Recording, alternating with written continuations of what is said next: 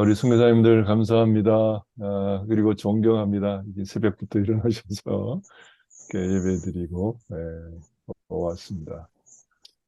강의가 도움이 되는지 모르겠어요. 제가 그 설교를 해야 이렇게 아침부터 또 힘이 나실 텐데 이렇게 강의를 형식으로 해서 이렇게 도움이 되시는지 모르겠습니다.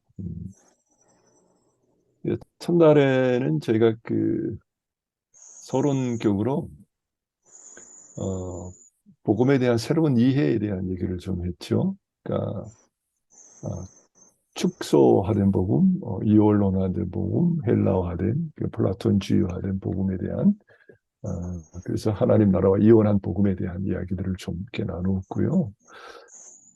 그다음에 두 번째는 이제 세상과 인간에 대한 얘기를 좀 했습니다. 그러니까 구원을 이야기하려면 세상과 인간에 대한 이해가 없이는 구원이 그렇게 잘 느껴지지가 않죠. 그래서 그 세상에 대한 이야기를 했고요. 오늘 세 번째 주제 이제 구원과 하나님 나라에 대한 말씀을 나누려고 합니다. 우리가 아주 익히 잘 아는 말씀이죠. 구원. 뭐 우리가 구원에 대해서 모르는 게 뭐 있겠습니까? 근데 그 구원과 하나님 나라를 좀 이렇게 연결해서 한번 생각해 보면 좋겠다 싶습니다. 구원과 하나님 나라. 어, 로마서 그 8장을 조금 더 한번 읽어보겠습니다. 제가 8장 18절부터 25절까지를 저희가 좀 더 한번 읽어보겠습니다. 생각건대 현재 고난은 장차 우리에게 나타날 영광과 비교할 수 없도다. 18절, 19절입니다. 피조물이 고대하는 바는 하나님의 아들들이 나타나는 것이니 피조물이 허무한 데 굴복하는 것은 자기의 뜻이 아니요 오직 굴복하게 하시는 이로 말미암으니라.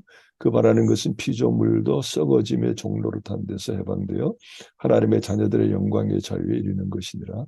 피조물이 다 이제까지 함께 탄식하며 함께 고통을 겪고 있는 것을 우리가 아느니라. 그뿐 아니라 또한 우리 곧 성령의 처음 익은 열매를 받은 우리까지도 속으로 탄식하여 양자될 것 곧 우리의 몸의 속량을 기다리느니라. 우리가 소망으로 구원을 얻었음에 보이는 소망이 소망이 아니니 보는 것을 누가 바라리요? 만일 우리가 보지 못하는 것을 바라면 참으로 기다릴지니라. 아멘. 오늘 세 가지의 그 구속사에 있어서 중요한 사건들을 한번 보려고 합니다. 첫째는 십자가, 그다음에 두 번째 부활, 세 번째 오순절에 대해서 이 세 가지 역사적인 그런 에피소드를 우리가 보면서 어, 이, 이 역사적인 이 세 가지 사건들이 하나님의 나라와 어떤 연관성이 있는가를 좀 보려고 합니다. 먼저 십자가를 보겠습니다. 십자가는 어둠의 나라에서 건져내서 하나님의 나라로 옮기는 사건이다. 이렇게 제가 얘기했습니다. 십자가에 수많은 의미들이 있죠. 예. 뭐 저보다 여러분들이 그 십자가의 의미에 대해서 훨씬 더 잘 아실 겁니다. 근데 이 십자가 사건을 좀 더 다른 각도에서 하나님 나라의 관점에서 십자가를 바라봤을 때 예수님의 십자가 사건은 뭐냐? 그것은 제2의 출애굽 사건이라는 거예요. 출애굽 사건. 어, 혹시 이 이야기를 들어보셨나 모르겠습니다. 제2의 출애굽 사건이죠, 십자가가. 그러니까 우리를 어둠의 나라에서 건져내서 하나님의 나라로 옮기는 거죠. 마치 이스라엘 백성들이 애굽에서 종살이하고 있던 것을 하나님께서 그들을 어, 유월절 그 어린 양의 피를 통해서 건져내시잖아요. 그러니까 애굽에서 건져내서 하나님의 백성을 삼으시는 이 사건이 이제 출애굽 사건인데 이 십자가 사건이 제2의 출애굽 사건이다. 그렇게 볼 수 있는 거죠. 그러니까 어둠의 나라에서 건져내서 우리를 하나님의 나라로 옮기시는 이 사건이 십자가 사건이라는 거죠. 조금 더 구체적으로 보면 구속을 통해서 어둠의 나라에서 하나님의 나라로 옮기는 사건이 십자가 사건입니다. 로마서 3장 23절 26절에 보면 모든 사람이 죄를 범하였으며 하나님의 영광에 이르지 못하더니 그리스도 예수 안에 있는 속량으로 말미암아 하나님의 은혜로 값없이 의롭다 하심을 얻은 자 되었느니라. 이 예수를 하나님이 그의 피로써 믿음으로 말미암아 화목제물로 세우셨으니 이는 하나님께서 길이 참으시는 중에 전에 지은 죄를 관가하심으로 자기의 의로우심을 나타내려 하십니다. 예수 그리스도 안에 있는 속량, 구속이라는 말이 여기 나옵니다. 화목제물로 예수님을 세우셨다. 그래서 구속, 우리를 값을 지불하고 사셨다. 그렇게 이야기하죠. 하나님께서 뭐 꼭 그렇게 하셔야지 우리를 구원하실 수 있었나? 전능하신 하나님께서 다른 방법은 없었나? 그렇게 우리가 생각할 수 있죠. 근데 그 마지막 부분을 보면 전에 지은 죄를 간과하심으로 자기의 의로우심을 나타냈다. 그렇게 하는 것이 이제 하나님의 공의에 합당하다 그런 말이죠.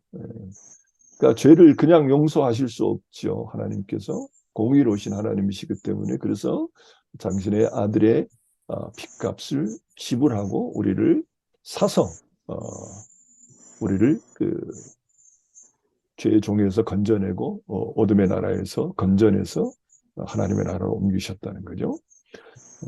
다시 우리가 골로새서 1장 13절 14절 말씀을 보면은요. 그가 우리를 흑암의 권세에서 건져내서 그의 사랑의 아들의 나라로 옮기셨으니 그 아들 안에서 우리가 속량 곧 죄사함을 얻었도다. 그러니까 이 골로새 1장 13절 14절에는 두 가지 사건이 다 들어있다고 제가 말씀드렸잖아요.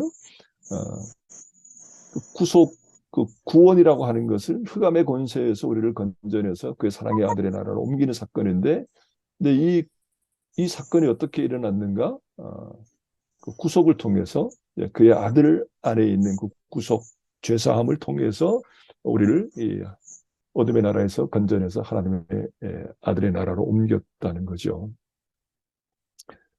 그러므로 이 구속의 사건, 이 십자가의 사건은 수많은 의미들이 있지만 그 중에서 이 하나님의 나라와 연관해서 본다면 구속은 우리를 어둠의 나라에서 거기서 종살이 하고 있던 우리를 값을 지불하고 우리를 사서 거기서 건져내서 하나님의 나라로 옮긴 사건이다.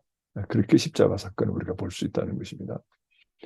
조지 레드가 이런 얘기를 했습니다. 귀신 축출은 예수의 사역에 있어서 주변적인 단순한 사건이 아니고 하나님 나라가 이 악한 세대 속으로 들어온다는 본질적인 목적을 표현하는 것이기 때문이다. 그러니까 귀신을 쫓아내는 것, 예수님께서 귀신을 쫓아내고 병자를 치료하며 하나님 나라의 복음을 전하라고 제자들에게 말씀하셨는데 이 귀신을 쫓아내는 것은 그냥 단순히 뭐 이렇게 억눌린 자들을 자유케 해준다 그런 의미만이 아니고 귀신을 축출하는 하는 것은 하나의 사인이라는 거죠. 우리를 그 어둠의 나라에서 건져내서 하나님의 나라로 옮긴다고 하는 하나의 그 표적 같은 것이 이 귀신을 쫓아내는 사건이라고 이제 조지 레드가 이야기하고 있죠. 여기서 우리가 화목제물이라는 것을 살펴보면 그것은 뭐 레위기 16장에 그 대속죄일의 사건을 보면은 어린 저기 염소 두 마리가 나오잖아요. 그래서 하나는 이제 잡아서 대제사장이 지성소에 들어가서 그 피를 뿌리고 그 다음에 다른 한 마리는 안수해서 광야로 보내죠. 아사셀에게 보내잖아요. 뭐 신학적인 뭐 논쟁들이 많이 있지만 이 두 가지 사건을 통해서 우리가 볼 수 있는 것은 이스라엘이 죄 용서받는 그 대속죄 롬키푸르에 했던 이 상징적인 사건이 예수 그리스도의 구속의 사건이라고 하는 것을 우리가 볼 수 있죠. 그래서 예수 그리스도의 죽음은 화목제물로 우리를 죄의 종에서 어둠의 권세에서 건져내기 위한 화목제물로 예수 그리스도가 드려진 것을 우리가 보게 됩니다. 이사야 53장 4절 5절 말씀이죠. 그는 실로 우리의 질고를 지고 우리의 슬픔을 당하였거늘 우리는 생각하기를 그는 징벌을 받아 하나님께 맞으며 고난을 당한다 하였노라. 그가 찔림은 우리의 허물 때문이요 그가 상함은 우리의 죄악 때문이라. 그가 징계를 받음으로 우리는 평화를 누리고 그가 채찍에 맞음으로 우리는 나음을 받았도다. 우리는 다 양 같아서 그릇 행하여 각기 제 길로 갔거늘 여호와께서는 우리의 모든 죄악을 그에게 담당시키셨도다. 자, 우리는 이 예수님의 십자가 사건을 이 이사야 53장의 그 소위 고난의 종의 예언에 대한 성취라고 보는 거죠. 그래서 예수님께서 우리의 죄를 위해서 대신 죽으셨고, 그리고 우리의 허물을 위해서 죽으셨고, 우리의 그 질병과 우리의 고통을 대신해서 예수님께서 십자가에서 이 같은 일들을 당하셨다고 믿습니다. 유대인들은 어떨까요? 음, 그 이스라엘에서 복음을 전하는 사람들 이렇게 영상을 보니까 이사야 53장을 갖고 복음을 전하신 분들이 있더라고요. 그러니까 그 유대인들에게 이사야 53장을 아느냐, 그리고 그 이사야 53장을 이제 읽어보라 그러죠. 어. 근데 이 유대인들은 이 이사야 53장이 금지된 장이잖아요. 예. The Forbidden Chapter라고 해서 이사야 53장을 못 읽도록 금지시켜 놨죠. 그러니까 이걸 읽으면 예수님을 메시아로 어, 안 믿을 수가 없잖아요. 이 말씀을 읽어보면 고난의 종에 대한 이 예언의 말씀이 예수 그리스도 안에서 성취됐다. 예수가 이 고난의 종이다라고 하는 것을 분명히 이사야 53장을 읽으면 알 수 있기 때문에 유대인들은 이것을 읽지 못하도록 금지시키고 있는 것을 우리가 알 수 있습니다. 두 번째 새 언약을 통해서 우리를 하나님 나라 백성으로 삼으신. 그러니까 이 구속의 사건, 출애굽의 사건, 만일 이 십자가 사건을 우리가 제2의 출애굽 사건이라고 보면 그 원래의 출애굽 사건과 비교해 봤을 때, 그 출애굽 사건의 목적이 뭔가요? 구속 자체가 종살이에서 해방하는 것 자체가 목적이 아니잖아요. 그러니까 이스라엘을 애굽의 종살이에서 해방시켜서 그들을 광야로 불러내서 하나님의 나라 백성으로 삼는 것이 출애굽의 목적이죠. 그러니까 이스라엘이 하나님의 백성이 되는 것이 이 출애굽의 목적이라고 하는 것이 분명하죠. 성경에 보면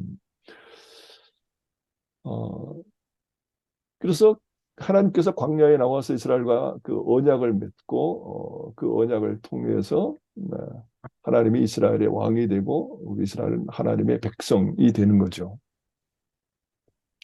그런데 예수님께서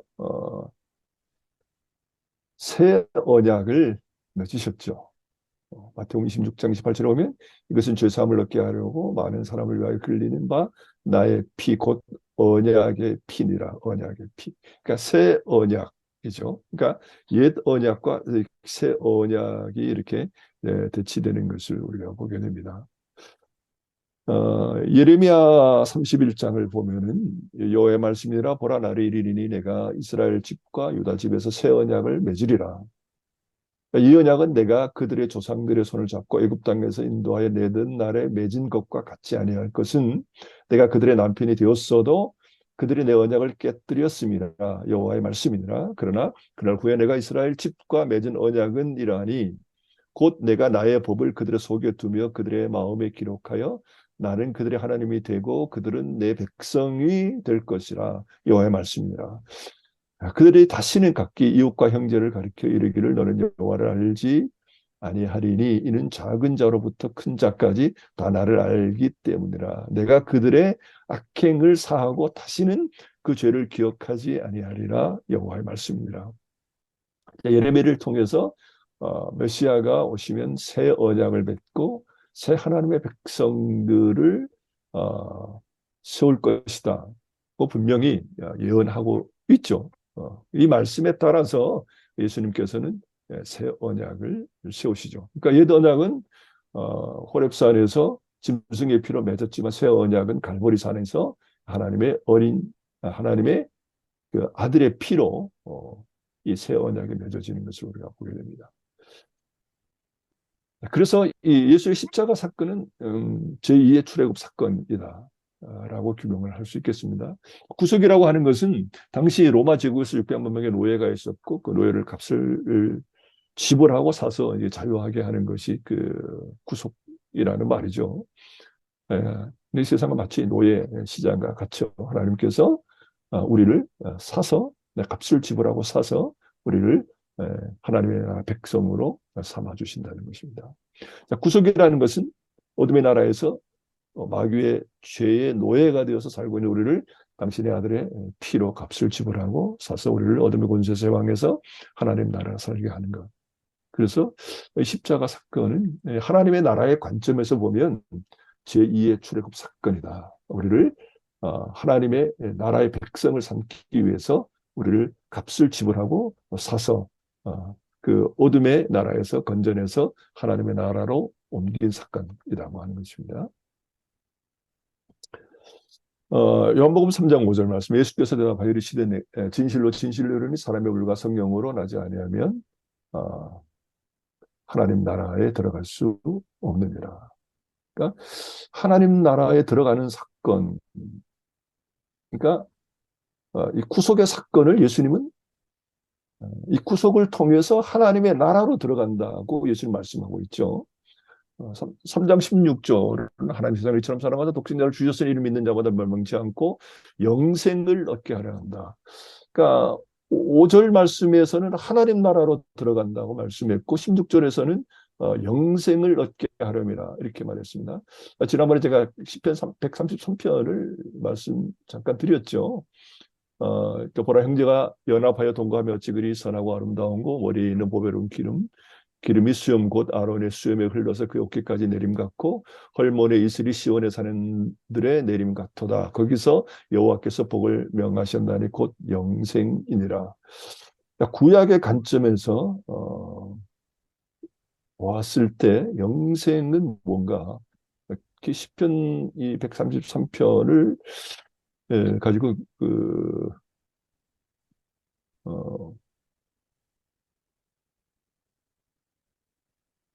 갑자기 사람 이름이 제가 잊어버렸네. 숭실대학의 그 교수님이 아, 이 책을 갖고 있는데 김혜곤 교수죠. 김혜곤 교수. 김혜곤 교수에 의하면 이 시편 133편이 말하는 영생은 하나님의 언약 아래서 하나님의 언약 아래서 하나님의 복을 받아서 그 복을 형제들과 함께 누리며 사는 것이다. 그렇게 얘기했어요. 그러니까 영생이라고 하는 것이 하나님의 언약 아래서 하나님의 백성이 됐잖아요. 하나님의 언약 안에서 하나님의 백성이 돼서 그 하나님의 복을 받아 누리는데 혼자만 누리는 것이 아니라 형제들과 함께 그 하나님의 복을 받아 누리며 사는 것이 영생이라고 말하는 것입니다. 그러니까 구약에서는 우리가 신약에 와서 우리가 보통 생각하는 그런 영생의 개념이 아니잖아요. 구약에서는 다른 영생의 개념이죠. 구약의 영생 개념은 어떤 영생 공동체, 그러니까 하나님의 나라 백성 공동체 그런 의미의 영생이라고 우리가 볼 수 있습니다. 자, 어쨌든 십자가는 하나님의 나라로 들어가는 통로로 예수님께서 요한복음 3장에서 말씀하고 계신 것을 우리가 보게 됩니다. 그것을 우리가 베드로전서 2장에 가면 더 확실하게 볼 수 있죠. 그러나 너희는 택하신 족속의 왕 같은 제사장들이요 거룩한 나라여 그의 소유된 백성이니 그의 소유된 백성이니 자 이는 너희를 어두운 데서 불러내어 그의 귀한 빛에 들어가게 하신 이의 아름다운 덕을 선전하게 하려 하심이라. 너희가 전에는 백성이 아니더니 이제는 하나님의 백성이요 전에는 공의를 얻지 못하더니 이제는 긍휼을 얻는 자니라. 여기서 보면 분명하게 예수 그리스도의 십자가의 사건을 베드로는 제2의 출애굽 사건으로 기록하고 있습니다. 그러니까 하나님의 구속의 목적이 어둠의 나라에서 우리를 건져내서 하나님의 나라 백성 삼는 것이 하나님의 구속의 목적이라고 하는 것을 베드로는 분명히 말하고 있다. 그러니까 예수님의 말씀과 이 베드로의 말씀을 통해서 봤을 때 구속의 사건은 제2의 출애굽 사건이라고 말할 수 있다는 것입니다. 자, 두 번째 부활에 대해서 보겠습니다. 부활도 뭐 많은 의미가 있죠. 예, 많은 의미가 있는데 하나님의 나라의 관점에서 부활을 봤을 때 새 창조의 시작 그리고 하나님의 나라를 이렇게 그 바라보는 그 하나님의 나라의 비전이죠. 그러니까 비전이란 말이 청사진이잖아요. 우리가 그 생겨나기를 원하는 그 집을 이렇게 그림으로 그려내는 거, 그 청사진이라 그러는데, 그러니까 완성될 하나님의 나라를 바라보는 그 비전이 부활이라고 하는 거죠. 그러니까 아, 혹시 뭐 이런 걸 들어보셨는지 모르겠습니다. 예. 부활을 이런 관점에서 혹시 여러분이 보신 적이 있는지 모르겠어요. 부활이 새 창조의 시작이다. 그죠? 부활은 예수가 메시아이고 십자가의 죽음은 우리의 구속을 위한 것임을 확인시켜 주는 게 부활이죠. 그러니까 십자가 구속 사건이 사실이라고 하는 것을 확증시켜 주는 것이 부활이라고 볼 수 있습니다. 자, 첫째, 부활을 통해 마귀의 역사에서 자유함을 얻습니다. 그리스도께서 부활하셨다는 것은 그리스도께서 사망과 죄와 마귀의 권세를 이겼다는 의미죠. 그러니까 사망을 이겼으니까 예수님이 부활하셨을 거 아니에요? 사망을 이기셨는데 그 사망은 죄의 결과이고 그 죄는 마귀의 유혹을 통해서 들어온 것이기 때문에 예수님이 부활했다고 하는 것은 예수께서 사망과 죄와 마귀의 권세를 이기셨다는 의미죠. 자, 로마서 5장 17절 말씀에 보면 한 사람이 범죄로 말미암아 사망에 한 사람을 통하여 왕노릇하였은즉 더욱 은혜와 의의 선물을 넘치게 받은 자들은 한 분 예수 그리스도를 통하여 생명 안에서 왕노릇하니라. 그러니까 한 사람에 대한 아담에 대한 이야기를 하죠. 고린도전서 15장에 부활장에 보면은 아담에 대한 이야기를 하고 예수님을 새 사람이라고 말하고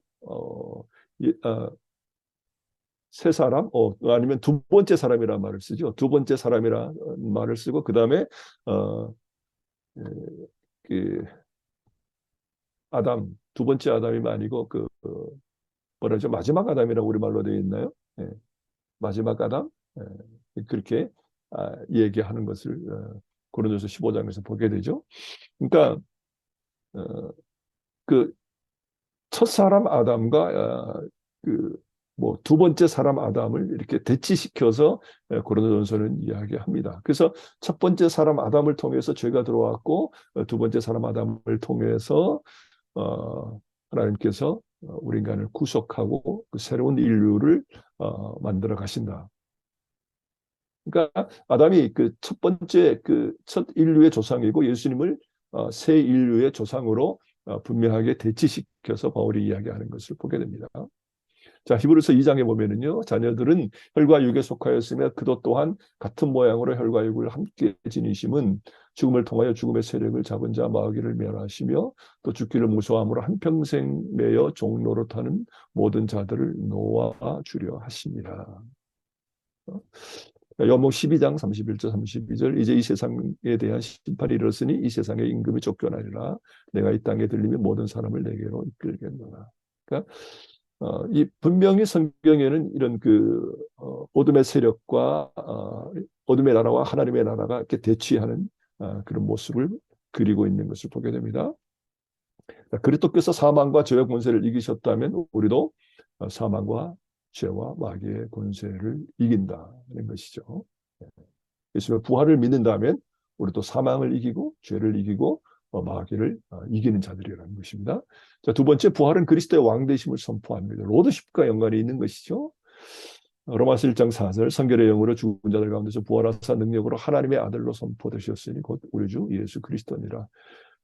어떤 분은 이것을 부활이 없었다면 예수님이 하나님의 아들이라 뭐 아니다 이렇게 이야기하는 분도 있는데 그런 무리인 것 같아요. 예수님은 처음부터 하나님의 아들이시죠. 그런데 이 부활을 통해서 하나님의 아들이라고 하는 것이 확증된 거죠. 그죠? 부활을 통해서 예수가 하나님의 아들인 것이 이제 확증된 거고 그 다음에 에베소서 1장 20절, 22절 말씀 보면 그의 능력이 그리스도 안에서 역사하사 죽은 자 가운데서 다시 살리시고 하늘에서 자기 오른편에 앉히사 모든 통치와 권세와 능력과 주권과 이 세상뿐만 아니라 오는 세상에 일컫는 모든 이름에 뛰어나게 하시고 또 만물을 그의 발 아래 복종하게 하시고 그들 만물의 교회의 머리로 삼으셨느니라. 부활하신 주님께서 하나님 우편에 앉으셨다. 하나님의 왕자에 같이 앉으셔서 통치하고 계신다. 그러니까 부활하신 주님은 지금 하나님의 보좌에 함께 앉아서 우리를 통치하는 분이라고 하는 거죠. 그러므로 우리도 그 주님의 통치를 받고 살아가야 된다. 부활을 믿는 자는 주님의 로드십을 인정하고 그 주님의 통치 아래 살아가는 거죠. 고린도서 15장 25절 26절 그가 모든 권세를 그의 발 아래 둘 때까지 반드시 왕노로 다스리니 맨 나중에 멸망받는 모든 사망이니라. 그러니까 그리스도의 왕노릇에 대해서 이야기하고 있습니다. 그때 부활을 믿는 자는 죄와 사망과 마귀를 이기며 삽니다. 두 번째, 부활은 그리스도의 왕 거꾸로 왔습니까? 세 번째, 부활은 몸의 구속과 하나님의 나라의 완성, 새하늘과 새 땅을 꿈꾸게 한다. 앞에 두 가지는 여러분들이 좀 익숙한 부분이었는데 세 번째가 조금 새로울 수 있겠죠. 부활은 몸의 구속. 그러니까 이원론화된 복음에서는 몸의 구속에 대한 얘기를 거의 하지 않잖아요. 영혼 구원에 대한 얘기만 하지. 그 하나님 나라의 완성에 대한 그런 얘기도 우리가 거의 다루지 않고요. 새하늘과 그 새 땅에 대한 얘기도 하지 않죠. 자, 고린도 후서 5장 17절 말씀을 보면 그런즉 누구든지 그리스도 안에서 새로운 피조물이라 하는 건 지나가신 보라 새 것이 되었다. 그 새로운 피조물이라는 것은 우리가 뭐 예수 믿고 나서 좀 더 선하게 됐다 그런 이야기가 아니잖아요. 새 창조 안으로 우리가 들어왔다는 거죠. 동의가 되시나요? 그 부활 예수 그리스도의 부활을 통해서 우리가 새 창조 안으로 들어와서 새로운 피조물이 되었다는 거죠. 새로운 인류에 속하게 됐다는 거잖아요. 두 번째 아담 안에서. 그리스도인들은 이미 예수 그리스도 안에서 새 창조에 참여한 자들이죠. 로마서 8장 11절 예수를 죽은 자 가운데서 살리신 이의 영이 너희 안에 거하시면 그리스도를 죽은 자 가운데서 살리신 이가 너희 안에 거하시는 그 영으로 말미암아 너희 죽을 몸도 살리시리라.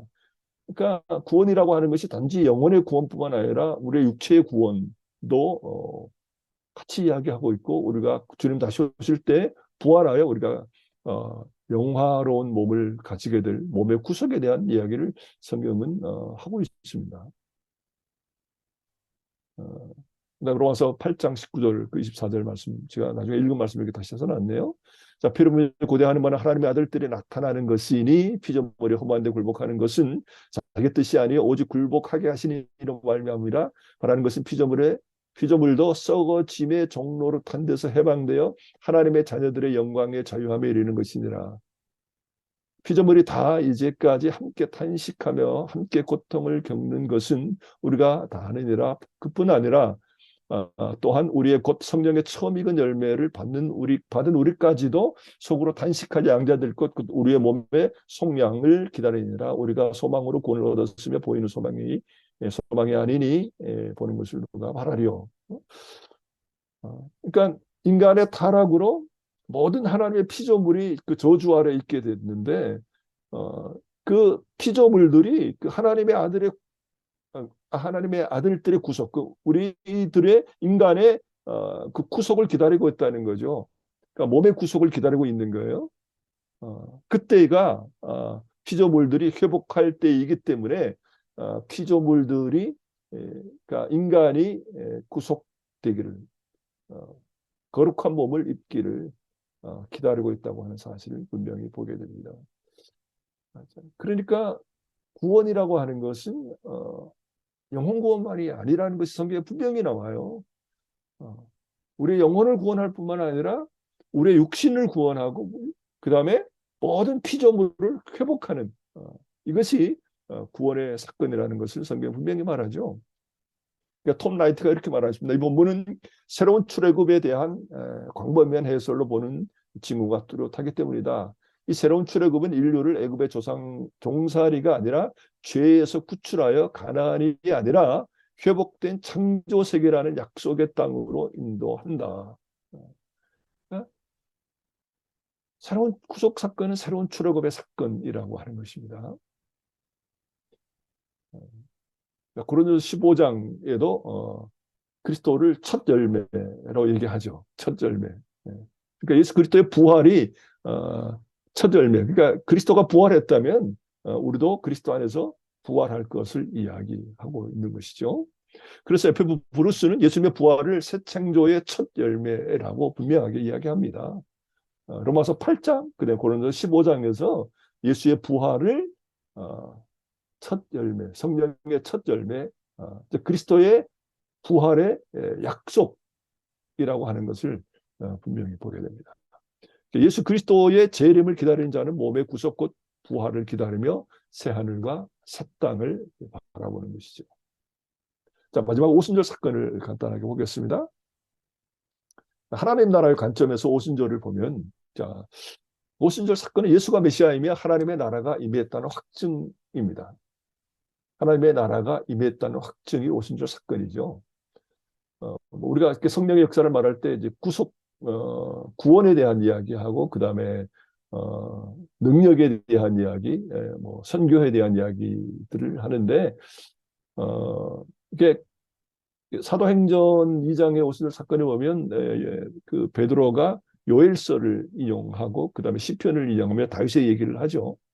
자, 요엘서를 인용하면서 요엘서 이 부분을 인용하죠. 이는 곧 선지자 요엘을 통하여 하신 말씀이니 이르렀으되 하나님 말씀하시기를 말세에 내가 내 영으로 모든 육체에 부어주리니 너희 자녀들은 예언할 것이요 너희 젊은이들은 환상을 보고 너희 늙은이들은 꿈을 꾸리라. 그때 내가 내 영을 내 남종원의 중에 부어주리니 그들이 예언할 것이요 또 내가 위로 하늘에서는 기사를 아래로 땅에서는 징조를 베풀리니 곧 피와 불과 연기로다. 주의 크고 영화로운 날이 이르기 전에 해가 변하여 어두워지고 달이 변해 피가 되리라. 누구든지 주의 이름을 부르는 자는 구원을 얻으리라 합니다. 이거 말세라고 하는 말과 그 다음에 주의 크고 영화로운 날이라고 하는 이 단어에 우리가 주목할 필요가 있습니다. 그러니까 요엘서가 요엘이 말세라고 했을 때 또 주의 크고 영화로운 날이라고 했을 때 그건 언제를 가리킬까요? 메시아 때를 가리키죠. 메시아가 오시면 이 같은 사건이 일어날 거라고 하는 거죠. 그러니까 오순절날 그 베드로가 이 요엘서를 인용했다고 하는 것은 예수가 너희가 십자가에 못 박아 죽인 그 예수가 살아나셨고 부활하셨고 그가 메시아다라고 하는 것을 확증하는 것입니다. 이 성령의 역사는 메시아 왕국에 대한 그 구약 예언의 성취요. 따라서 그 나라가 임박하였다는 증거라고 그 매튜 헨리 얘기합니다. 그러니까 오순절 사건이 그냥 우리가 그 능력, 뭐 성령의 능력, 뭐 은사 그것만이 아니고 메시아의 왕국이 임했다. 그 예수님이 선포한 회개하라 하나님의 나라가 가까웠느니라고 선포한 그 하나님의 나라가 실제로 이 땅에 임했다고 하는 것을 확증하는 사건이 오순절 사건이죠.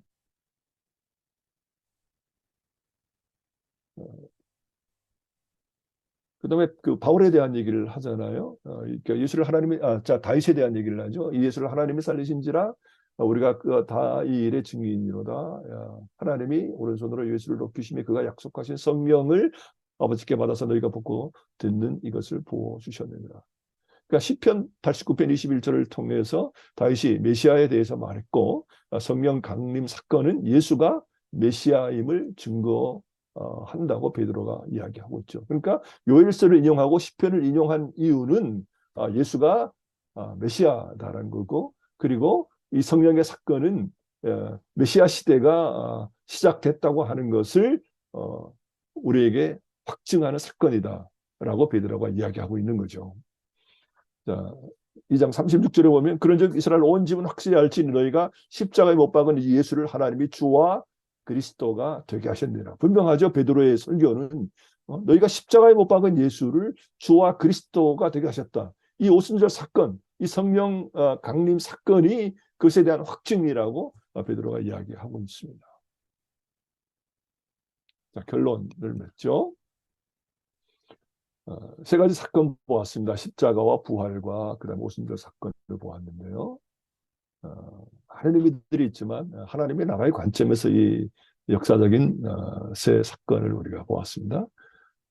십자가는 우리를 구속해서 어둠의 나라에서 건져내서 하나님의 나라로 옮기는 사건. 물과 성령으로 거듭나지 않으면 하나님 나라에 들어갈 수 없느니라. 예수님이 분명히 이 구속의 사건은 하나님의 나라로 들어가는 통로라고 하는 것을 이야기하셨습니다. 단지 영혼 구원받아서 하나님의 나라 천국 가는 그 사건만이 아니에요. 십자가 사건이. 하나님의 나라로 들어가는 통로가 십자가 사건이라는 것이에요. 부활은 새 창조의 시작이죠. 고통과 죄와 싸우면서 오늘을 사는 힘이죠. 부활이 없다면 우리 오늘 어떻게 살아가요? 예수 그리스도가 왕 되어서 지금 우리를 통치하고 계시다고 하는 이 하나님의 나라, 하나님의 통치에 대한 확신을 갖고 우리가 살면 오늘 살아가는 힘이죠. 아무리 오늘을 사는 것이 힘들고 어려워도 우리가 부활을 믿는다면, 그리고 부활하신 주님이 하나님의 우편에 앉아서 우리를 통치하고 계신다면 어떤 고난과 환난도 이겨내고 오늘을 살아갈 수 있는 힘이 되는 것이 부활이죠. 그래서 부활은 오늘을 사는 힘이고 내일의 소망입니다. 내일의 소망. 부활은 오늘을 사는 힘이고 내일의 소망입니다. 우리는 부활을 통해서 뭘 봐야 돼요? 하나님 나라의 완성을 바라보는 거잖아요. 회복된 피조물들을 바라보는 거잖아요. 새 예루살렘과 새 하늘과 새 땅을 바라보는 게 부활 사건이에요. 그래서 부활은 한마디로 말하면 새 창조의 시작이라고 하는 거죠. 오순절 사건은요, 이게 하나님 나라의 동력이죠. 하나님 나라의 동력. 그러니까 이 성령의 은사와 그 능력을 통해서 하나님께서 우리에게 이 복음을 전할 수 있도록 하시잖아요. 그러니까 이 오순절 사건은 예수가 메시아라고 하는 것을 인치는 사건이고, 그리고 그 메시아의 나라, 하나님의 나라가 도래했다는 것을 확증하는 사건인가 동시에 하나님의 나라의 백성으로서 살아가는 그 동력, 그것이 오순절의 사건이라고 표현할 수 있겠습니다. 예수님의 죽음은 새 시대 영생 하나님 나라를 가는 통로고, 그리고 부활은 십자가 구속 사건을 확증하며 그가 진정한 메시아임을 선포하고, 그리고 부활을 통한 몸의 구속을 갈망하죠. 우리가 이거 기다려야 됩니다. 몸의 구속에 대해서. 이거, 여러분 이게 정말 피부로 느껴지시나요? 우리가 아직도 로마서 8장 10절에 보면은 우리의 그 영은 살았고, 그리스도 영이 우리에게 있다면 우리의 영은 살았고 우리의 몸은 죽은 것이다 이렇게 말하잖아요. 영은 살았는데 몸은 죽었어요. 그러니까 로마서 7장의 이야기가 뭐예요? 죽을 몸을 갖고 있다는 거예요. 죄의 몸, 죽을 몸을 여전히 우리가 아직도 갖고 있다는 거잖아요. 그러니까 구원의 프로세스로 봐야 되죠. 그러니까 우리가 죄 용서 받았죠. 의롭게 되었어요. 그런데 여전히 뭘 바라보고 있습니까? 구속의 완성, 구원의 완성, 몸의 구속까지 우리가 바라보고 피조물의 회복까지 바라보고 있는 거잖아요. 그러니까 그러면 우리가 죄 때문에 얼마나 좌절합니까? 죄 안 짓고 싶은데 죄 짓잖아요. 네? 저만 그러나요? 여러분은 안 그런 것 같아요. 얼굴 보니까. 저만 죄 짓는 것 같으네. 안 짓고 싶은데 죄 짓잖아요. 왜 그래요? 아직 우리가 몸의 구속을 이루지 못했기 때문이잖아요. 그 몸의 구속을 바라보고 있는 거잖아요. 갈망하고 있잖아요. 그게 우리의 소망 아니에요? 주님 다시 오셔서 죄 없는 몸, 우리의 몸을 구속해서 우리의 몸을 영화롭게 해서 죄 없는 몸을 만들어 주시기를 갈망하고 소망하고 기다리는 것이잖아요. 그것을 바라보고 있는 자들 아닙니까 우리가? 근데 정말 우리 속에 그 갈망이 있냐고요. 바울의 고백처럼 오라 나는 공고한 자로다. 누가 이 나를 이 사망의 몸에서 건져내랴. 이 바울의 고백, 이 로마서 7장의 이 바울의 고백이 8장으로 넘어가면 뭐예요? 예수 그리스도가 부활의 첫 열매라고 하고 어, 우리가 소망 안에서 구속을 받았다.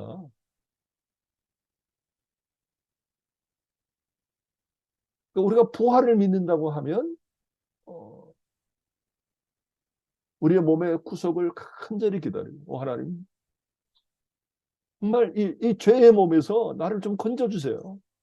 주님 속히 오셔서 이 죄의 몸에서 나를 좀 건져주십시오. 이 죄에서 나를 자유롭게 해주십시오. 고통과 질병 속에서 나를 하나님 자유롭게 해주십시오. 이 갈망이 정말 우리 속에 있냐는 거예요. 그냥 단지 죽어서 내 영혼이 저기 하늘나라 가서 영원히 살 것만 생각하십니까? 자, 바울은 구원을 인간의 영혼의 구원으로만 보지 않으며 또 인간 전 존재의 구원만으로도 보지 않아요. 그는 모든 피조물의 회복을 구원의 범주에 포함시킵니다. 자, 이 구원의 사건은 우리 영혼을 구원하고 우리의 몸을 구원하고 인간을 구원하고 그리고 하나님의 모든 피조물들, 이 우주를 새로운 질서 가운데 회복시키는 것. 이거 구원의 사건이잖아요. 그 예수 그리스도 안에서 하늘에 있는 것, 땅에 있는 것들을 다 통일하려 하는 것. 새 질서 속에 이 땅과 하늘과 모든 것을 회복시키는 이것이 구원의 사건이라는 거죠. 그것이 부활 사건이 우리에게 그것을 확증시켜주는 사건입니다. 오순절은 하나님 나라 백성의 삶의 원동력입니다. 성령의 그 능력과 은사를 받아서 우리가 나가서 담대하게 이 하나님의 나라의 복음을 증거할 수 있는 그런 이 다이나믹, 원동력이 오순절 사건이고 뭐 역사적으로 보면 예수가 메시아라고 하는 것 그리고 메시아 시대 즉 하나님의 나라가 이 땅에 시작되었다라고 하는 것을 알리는 사건이 오순절 사건이라고 말할 수 있겠죠. 이 구원의 사건을 그러니까 십자가와 부활과 이 오순절의 그 구속사의 중요한 이 세 가지 사건을 하나님 나라의 관점에서 오늘 우리가 좀 살펴보았습니다. 어, 저 혼자만 열내는 것 같은 기분이 좀 들기도 하는데요. 이 구원을 하나님 나라의 관점에서 보면 참 희망이 생깁니다. 소망이 생기고요. 저는 그렇습니다. 자, 여기까지 하겠습니다. 고맙습니다. 감사합니다.